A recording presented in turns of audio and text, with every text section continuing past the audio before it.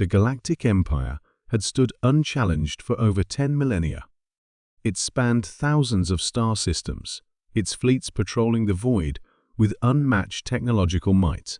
The Empire prided itself on its order, stability, and its apparent monopoly on power. Every species that had dared resist its dominion had been swiftly subdued, their rebellions crushed beneath the weight of imperial supremacy.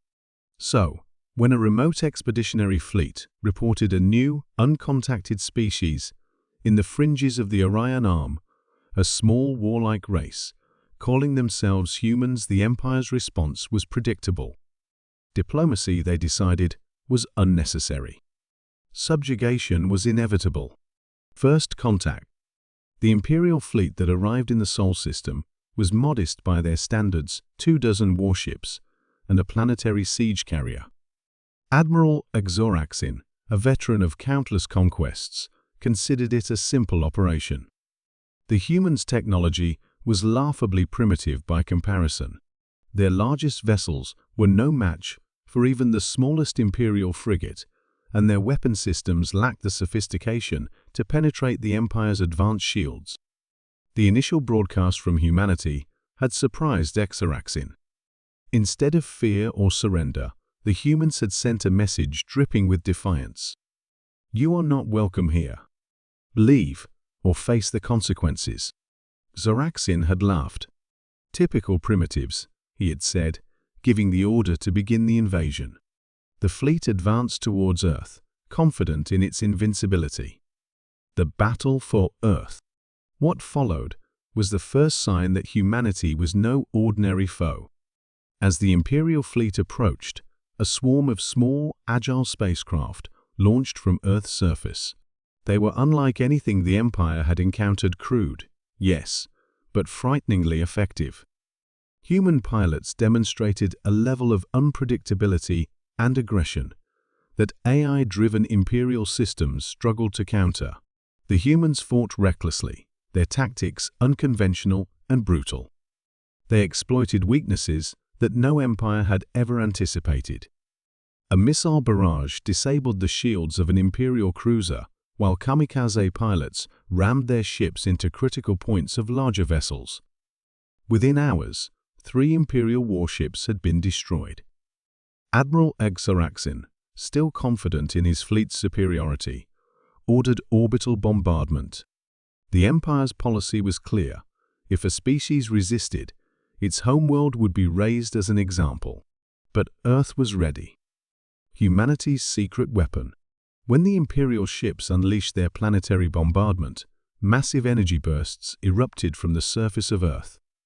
Humanity had reverse-engineered ancient alien technology discovered in their solar system decades prior.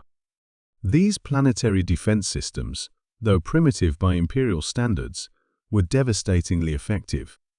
One by one, Imperial warships fell.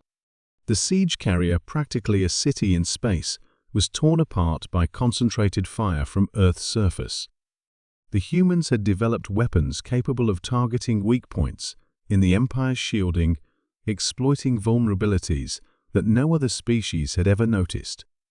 Zoraxin, for the first time in centuries, tasted fear, the human spirit. As the battle dragged on, it became clear that humanity's strength lay not just in their technology, but in their indomitable spirit. They fought as if they had nothing to lose, their desperation turning into a fierce determination. Their leaders coordinated from underground bunkers, their citizens working tirelessly to reload weapons, repair damaged defenses, and rally their troops. Captured transmissions revealed an unsettling truth to the Imperial officers. Humanity had survived countless internal conflicts, catastrophic natural disasters, and self-inflicted environmental collapse. They were, as one human broadcast described them, a species forged in fire. Even when outnumbered, they refused to surrender. Their guerrilla tactics in space ambushes, hit-and-run strikes, and even hacking Imperial systems stretched the Empire's resources thin. The turning point. After 2 weeks of continuous fighting, the Empire's fleet was in disarray. Humanity's counterattacks had destroyed half the invading ships.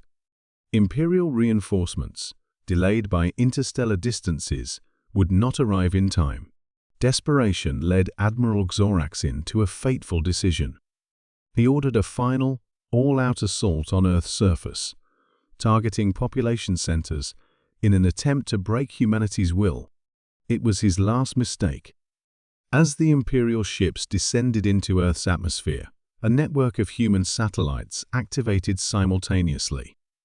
These satellites, carrying high-yield nuclear payloads, detonated in a coordinated strike. The resulting EMP waves crippled every Imperial vessel, rendering their advanced systems useless. Human forces launched their final attack, boarding the disabled ships and capturing or destroying them. Zoraxin himself was taken prisoner, a humiliation he had never imagined possible. The aftermath. The Empire's first war with humanity ended not with a triumphant conquest, but with a catastrophic defeat. The remnants of the Imperial fleet limped back to their territory, their tales of humanity spreading fear throughout the Empire. Humanity, now united as never before, began preparing for the inevitable retaliation. They reverse-engineered Imperial technology, advancing their capabilities at an unprecedented pace. The message they sent to the Empire was chilling in its simplicity. If you return, you will face extinction. The Galactic Empire, for the first time in its history, hesitated. Humanity had proven that strength was not just about technology or numbers, but about resilience, adaptability, and a refusal to bow to tyranny. The name of humanity spread across the galaxy, a warning to all who would underestimate them. And in the heart of Earth, beneath the rubble of their first victory, humanity whispered a single promise to the stars: "We are not prey. We are the storm."